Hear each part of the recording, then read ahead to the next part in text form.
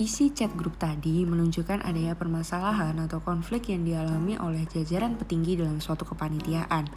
Sebenarnya permasalahan atau konflik itu apa? Apakah selanjutnya akan terjadi tahap negosiasi di antara mereka? Mari kita masuk ke pembahasan konflik dan negosiasi. Apa itu konflik? Menurut Stephen B. Robbins, konflik adalah suatu proses yang dimulai ketika satu pihak itu merasa bahwa pihak lainnya telah mempengaruhinya secara negatif atau akan mempengaruhi secara negatif terhadap apa yang dipedulikan oleh pihak pertama. Nah, konflik ini menggambarkan suatu titik di mana aktivitas interaksi itu menjadi pertentangan, entah itu karena perbedaan tujuan, interpretasi, nilai, kepribadian, dan yang lain-lain. Proses konflik itu sendiri dibagi menjadi 5 stage. Yang pertama, potential opposition or incompatibility. Tahapan ini merupakan suatu kondisi di mana terdapat peluang atau kesempatan muncul sebuah konflik. Kondisi atau sumber konflik ini sendiri dibagi menjadi 3. Yang pertama yaitu komunikasi, yang kedua yaitu struktur, dan yang ketiga adalah variabel pribadi. Kita tahu bahwa komunikasi yang buruk itu bisa menyebabkan sebuah konflik. Begitu juga dengan struktur, seperti ukuran kelompok, pembagian tugas, kecocokan antar anggota, gaya kepemimpinan, tujuan, dan lain-lain. Variabel pribadi itu juga bisa mempengaruhi. Bisa jadi seseorang tidak menyukai orang lain karena perilaku, sifat, ataupun karakteristik dari orang tersebut. Stage yang kedua yaitu cognition and personalization. Pada tahap ini akan muncul persepsi dari masing-masing pihak terhadap sumber konflik. Bisa jadi ia sadar bahwa terdapat kondisi yang bisa menyebabkan konflik, dan jika hal itu mempengaruhi dirinya secara negatif, membuat ia menjadi cemas, takut, resah, frustasi, dan bisa menimbulkan permusuhan, maka konflik itu bisa benar-benar terjadi. Stage ketiga yaitu intention. Intention merupakan suatu keputusan yang diambil oleh pihak yang berkonflik mengenai bagaimana ia akan bertindak untuk menanggapi konflik tersebut. Nah, terdapat 5 tindakan yang bisa diambil. Pertama, bersaing, tegas dan tidak kooperatif. Di sini masing-masing pihak akan berusaha untuk memenuhi kepentingannya tanpa memperhatikan kepentingan orang lain. Lalu yang kedua yaitu berkolaborasi, tegas dan kooperatif. Masing-masing pihak akan bekerja sama untuk mencari jalan keluar dari masalah tersebut dan bisa memenuhi dari keinginan kedua belah pihak. Yang ketiga, menghindar, tidak tegas dan tidak kooperatif. Masing-masing pihak akan cenderung abai dan tidak peduli dengan konflik yang terjadi di antara mereka. Yang keempat, mengakomodasi, tidak tegas tetapi kooperatif. Salah satu pihak akan menaruh kepentingan pihak lain di atas kepentingannya. Hal ini dilakukan supaya hubungannya dengan pihak tersebut tetap berjalan dengan baik. Yang terakhir, berkompromi. Masing-masing pihak akan bersedia untuk mengurangi tuntutannya supaya cepat terjadi kesepakatan. Stage keempat, behavior.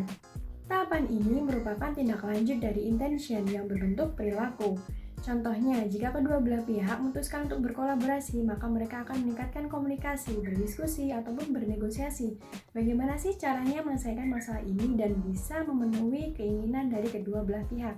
Stage kelima, outcomes. Hasil dari konflik itu bisa bersifat menjadi 2. Yang pertama yaitu fungsional. Hal ini berarti konflik tersebut memberikan dampak positif terhadap kelompok. Contohnya, meningkatkan atau memperbaiki kinerja dari kelompok. Lalu yang kedua yaitu disfungsional. Hal ini berarti konflik memberikan dampak yang negatif terhadap kelompok. Contohnya, memecah ataupun menghambat kinerja dari kelompok. Selanjutnya kita akan membahas mengenai negosiasi. Menurut Hartman, negosiasi merupakan proses komunikasi antara dua belah pihak yang masing-masing punya sudut pandang mereka sendiri, serta berusaha untuk mencapai kesepakatan yang memenuhi kepentingan kedua belah pihak. Lalu apa hubungannya dengan konflik? Konflik biasanya menjadi fokus permasalahan dalam suatu negosiasi di mana pihak yang bersangkutan akan mencari cara untuk menyelesaikan konflik dan mencapai kesepakatan. Lalu negosiasi punya tahapannya, ada 5 tahap proses dan berikut tahap-tahapnya. Yang pertama, preparation and planning. Kita harus paham secara detail mengenai permasalahan di dalam negosiasi. Dalam preparation and planning ada yang namanya counterpart background check, di mana kita mencari informasi sebanyak mungkin mengenai lawan negosiasi kita, tentang siapa mereka, apa ambisi mereka, dan keinginan terdalam mereka dalam negosiasi ini. Ketika kita mengetahui hal-hal seperti ini, kita akan melihat poin penting yang dapat mempengaruhi proses negosiasi nantinya. Carilah peluang untuk mengajukan argumentasi-argumentasi dan sediakan fakta dan data yang sesuai. Yang kedua, definition of the ground rules. Tetapkan aturan yang disepakati oleh kedua belah pihak sebagai pedoman dalam bernegosiasi. Ketika kita sudah tahu siapa dan di mana kita akan melakukan negosiasi, kita juga harus cari tahu mengenai hal-hal yang berkaitan dengan isu negosiasi dan prosedur apa yang harus diikuti ketika terjadi ketidaksepakatan. Kita juga harus menyiapkan strategi ketika kita menghadapi kemungkinan terburuk, yaitu BATNA atau Best Alternative to a Negotiated Agreement, di mana kita menyiapkan berbagai alternatif yang digunakan ketika negosiasi tidak berjalan sesuai rencana, dan dengan syarat tetap fokus pada tujuan negosiasi untuk mencapai kesepakatan bersama. Yang ketiga, clarification and justification. Pada tahap ini, kedua belah pihak akan menjelaskan keinginan mereka. Ketika mereka sudah melakukan persiapan yang matang, mereka akan lebih percaya diri dalam menyampaikan argumentasi dan pentingnya negosiasi ini bagi mereka. Dalam tahap ini dibutuhkan keahlian bernegosiasi yang merupakan kemampuan untuk memperkuat, mengklarifikasi, menunjang, dan memberikan data kepada pihak lain untuk mendukung posisi kita dalam bernegosiasi. Tetapi apapun keadaannya, kita harus tetap menjauhi konfrontasi. Yang keempat, bargaining and problem solving. Inti dari bernegosiasi adalah menyelesaikan masalah dengan mencapai kompromi antara kedua belah pihak. Ketika kita dihadapkan dengan konflik kepentingan, kita harus menerobos dengan berbagai strategi negosiasi untuk mencapai situasi yang adil bagi kedua belah pihak. Dan disinilah kita dapat memberikan upaya penyelesaian masalah dengan berbagai pendekatan. Yang kelima, closure and implementation. Seseorang yang ahli dalam bernegosiasi adalah seseorang yang dapat membentuk kesepakatan bersama. Namun tidak hanya itu saja, kita juga harus menentukan aturan aktualisasi dan pemantauan hasil dari negosiasi. Apakah kita akan menutup secara formal atau informal, dengan kontrak atau cukup dengan notulensi yang dipahami oleh kedua belah pihak. Hal ini penting untuk menunjukkan komitmen dari kedua belah pihak satu sama lain. Selanjutnya, kita akan melihat cuplikan mengenai penerapan 5 tahap proses negosiasi pada permasalahan yang sempat kita perlihatkan lewat chat group WhatsApp di awal. Dan berikut cuplikannya. Halo semuanya, makasih udah datang di Zoom ini, kita langsung mulai aja ya. Nah, jadi di sini aku bakal jadi penengah, yang nantinya juga bakal bantuin kalian buat nemuin solusinya. Nah, jadi biar diskusinya berjalan dengan tenang, aku minta kalian berbicaranya kalau misalnya aku udah kasih kesempatan.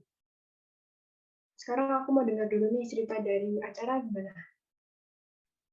Oke, kalau dari aku sebenarnya tadi tuh cuma mau nanya soal progress desain yang buat 2 hari lagi. Kemarin udah ngisi sheet, tapi Fishdays ternyata belum tahu nih ada pesanan yang ini. Padahal tinggal 2 hari lagi. Oke. Kalau ada di Fishdays gimana? Kalau dari aku sih cuma kaget aja gitu, tiba-tiba ditanyain soal progress desain, tapi aku nggak tahu kalau ada pesanan ini. Dan dari acara tuh sebenarnya ternyata udah pesen, tapi baru ngisi sheet pemesanan aja, tapi nggak ngubungin anak Fisdes lagi gitu loh abis itu. Jadinya aku nggak tahu kalau ada pesanan ini gitu. Oh, oke.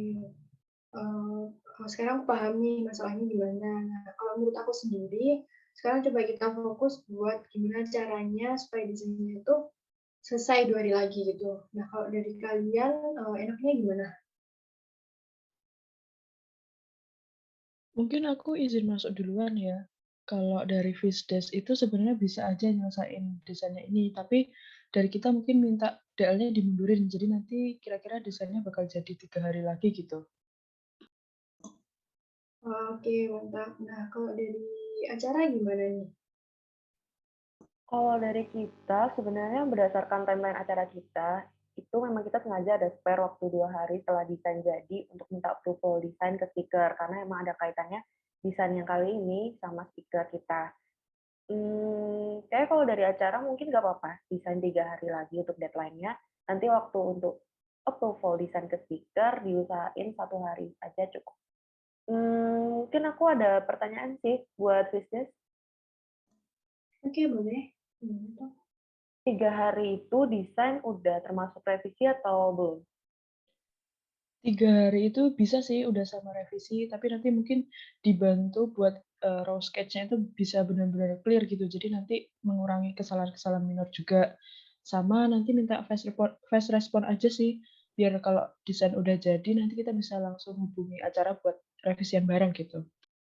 Oke, mungkin abis ini aku bakal cek raw sketch-nya lagi biar lebih fix. Misalnya aku nggak fast response, nanti anak bisnis bisa aja langsung telepon aku atau mungkin hubungin anak acara yang lainnya. Oke, mantap. Berarti ini udah clear semua ya. Aku coba simpulin. Jadi di sini DL-nya bakal mundur sehari. Jadi dari bisa ngerjain desainnya sama 3 hari. Nah, biar lebih lancar juga prosesnya, Fisdes minta acara buat ngefixin raw sketch-nya. Mungkin dan diusahain juga buat fast respon. Nah, nanti kalau misalnya anak acara nggak fast respon, bisa ngubungin anak acara lain atau bisa langsung telepon aja. Nah, itu kesimpulannya ada yang kurang nggak? Aman sih, aman dari aku. Dari acara juga aman sih.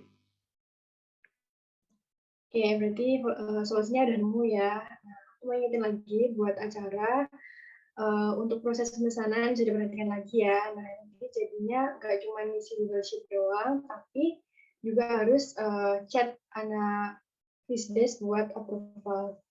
Makasih buat Manda dan Darin udah di diskusi ini. Semoga desainnya lancar dan bisa di-up sesuai jadwal. Semangat semuanya! Semangat, makasih. Terima kasih semuanya. Melalui ilustrasi tadi, kita bisa mengetahui bahwa peran manajer itu sangat penting saat terjadi konflik dalam organisasi. Manajer harus mampu mengarahkan penyelesaian konflik kepada diskusi yang netral dan menghasilkan keputusan yang baik bagi semua pihak. Manajer juga harus mampu berfokus pada penyelesaian konflik, bukan pada konfliknya itu sendiri. Selain itu, manajer harus mampu menjadi pihak yang menengahi konflik dan tidak berpihak atau bias pada pihak tertentu. Sekian tadi pemaparan materi konflik dan negosiasi beserta sedikit ilustrasi mengenai materi yang bersangkutan. Semoga video ini dapat membantu pemahaman mengenai materi konflik dan negosiasi dalam mata kuliah perilaku organisasional. Sekian dari kami, kelompok 2, kurang lebihnya mohon maaf. Terima kasih.